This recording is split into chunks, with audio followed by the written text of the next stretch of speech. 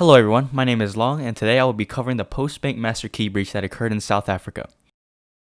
For a brief introduction, the South African bank's Postbank had their encrypted master key stolen by rogue employees. This allowed access to the bank's systems and gave the ability to read and rewrite account balances and change information and data on all 12 million cards associated with the bank. Now, before we get into the specifics and details of this attack, why is this event even important for us to learn about? Well, the security breach will teach us that even bank master keys, which are one of the most important secrets of a bank and are heavily guarded and secured, can be easily stolen when compromised. In addition, it's important for us to learn this because these type of attacks affect regular consumers, and in this case, 8 to 10 million individuals in South Africa. Being able to become knowledgeable about how the attack occurred to prevent or reduce the chance of such a catastrophe is crucial in maintaining a safer business. Many businesses and software in the modern day can learn from this incident as well. And I believe that it is essential to practice to learn about security breaches to improve the level of success of a business. Now let's begin our adventure into the security breach of Postbank. First, we need to know the motivation of the attack. What was the reasoning behind such a security breach? You might remember the quote, "Money is the root of all evil." And well, the answer is really obvious, and it's money.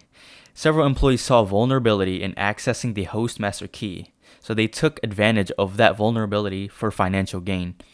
This is one of the most popular reasons why attacks happen in the first place. To gain a better understanding of the attack on Postbank, we need to know some background information on the event, and so I have listed some key terms that you should know beforehand. Firstly, a host master key, or HMK, is the key that protects all the keys in a mainframe architecture. In this particular incident, it's a 36-digit code that allows the holder to decrypt the bank's operation as well as access and modify the banking systems. Also, it can function as generating keys for customer cards. This means access to the host master key grants full control of the entire banking system for the user. Next, we need to know what Postbank is. Postbank was founded in 1991 and is the national postal and banking service of South Africa. Currently, it has 16,480 employees in 1,400 postal outlets all around South Africa. They are present in almost every city and town in South Africa, therefore operating as a monopoly. This is important to consider as we know that the majority of the South African population will be affected by anything that happens to Postbank. Lastly, the South African Social Security Agency, or SASSA for short, is the government department that is responsible for providing social development, protection, and welfare services to the public. Many of the Postbank customers that were a victim of the attack were actually receiving social grants from SASSA. What's important here is that the master key was mainly used for the agency's payment system. Here's an overview of the attack vector drawn out in the form of a timeline. Let us go step by step through the timeline in detail to fully understand how the attackers were successful. First, from a forensic report in July of 2019, it is concluded that the host master key was exposed back in July of 2018 during a data center move initiated in Pretoria. The key was compromised as it was stored in clear text on at least one laptop at their old data center in Pretoria. It is extremely likely that an employee, while working on the transfer of data, stumbled across the key. Then they saved the key either electronically or physically to use later down the road. Next, we need to know that there was corruption present at Postbank. The corruption at the bank was coordinated across multiple bank managers and VIPs. And so, this group of attackers made their move at the end of 2018, where in December, the corrupt employees worked together and were able to steal, decrypt, and print the master key on paper. What's fascinating is that they do not begin their attack immediately. Rather, they waited to make sure no one from the group was a spy. This displays their true intelligence as their exceptional plan was to play the patience game, in which I give major props to them, as many attackers would be impatient and launch their plan immediately, only for it to backfire shortly after. Then, after a few months, we are now in the year of 2019. Starting from March and ending in December of that year, the employees utilized the master key to directly access the bank accounts of Postbank's clientele. The attackers logged more than 25,000 fraudulent transactions, which resulted in stealing more than 3.2 million USD from beneficiaries who received monthly social grants from SASSA. Now, we have to recall that the master key was mainly used for SASSA's payment system. Therefore, most of the money that was stolen came directly from the government. And this marks that the attack was a serious felony. Finally, we end our journey in the present day. Postbank had to regenerate a new host master key and has begun the process of replacing 12 million cards. Currently, Postbank is implementing modern key management systems in order to gain back the trust of the public and offering a safe banking service. So, what was the result of this attack? Well, the security breach affected between 8 and 10 million beneficiaries who received monthly social grants from the government through Postbank. In addition, the personal information of 1 million regular clients was also stolen from the criminals. So not only was money stolen, but the private information of individuals was also leaked, which only added to the fire. Again, Postbank had to regenerate a new host master key and immediately replace 12 million cards.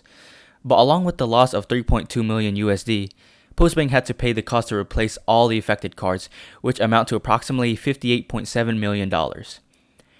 South Africa's Reserve Bank gave an 18-month deadline for Postbank to replace the compromised cards in September of 2019. The bank also prohibited contactless offline transactions for cardholders within the same timeframe. Another consequence was that Postbank's use of outdated cryptographic management systems damaged its reputation in offering a safe and reliable banking system. This has now left the bank as a prime target of large-scale fraud.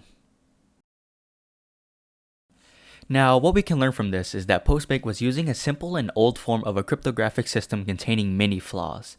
How can a bank in the modern day have their host master key in plain text just sitting on a laptop? To avoid such security breaches, banking systems should establish and implement modern cryptographic systems verified by security experts that are much more difficult to crack. In the modern day, the host master key should also be compliant with financial standards such as X9.24-1 or PCI DSS. In this slide, I have given a diagram of how an X9.24-1 payment system works, in which it requires authentication from different sources throughout the entire process, therefore making it an effective protocol for banks to follow. Utilizing these modern systems will help prevent fraudulent transactions even when the master key is leaked. In addition, the key should be guarded and managed on dedicated servers with a secure operating system and be disconnected physically from a bank's main network. These extra countermeasures are effective and cost-friendly if implemented correctly. Now, another step to adding security is not allowing an individual to access the key. In this case, the entire key is divided between trustworthy managers and high-ranking positions. Therefore, the key can only be reconstructed if they were all corrupt. Again, this is cost-friendly and effective only if the recruiting system is strict and monitored. To sum this entire event, Postbank's security breach saw millions of dollars directly stolen from millions of clients in South Africa. This goes to show that even in places where most people think secrets, such as keys, should be well protected, sometimes they can be compromised, and there are times that victims have no knowledge of that exposure. The group that is responsible for this particular event from even happening is the bank itself, as they chose that modern key management systems were unnecessary and rather relied on cheaper, older cryptographic management systems. Now, although modern techniques for key management are costly, they are necessary to lower the chances of security breaches such as this one. Dedicated key management systems and hardware security modules are expensive in maintenance and training, but they prove to be vital in a modern bank environment as they protect keys from corrupt employees due to its strict built-in rules. This entire presentation can be summarized in a single sentence, and it is that the investment in key management is only a drop of water in a pool compared to the business, brand, and financial cost of a security breach. Lastly, I want to end off on a couple questions for you to capture the key takeaways of the event and to think deeply about a solution to these problems.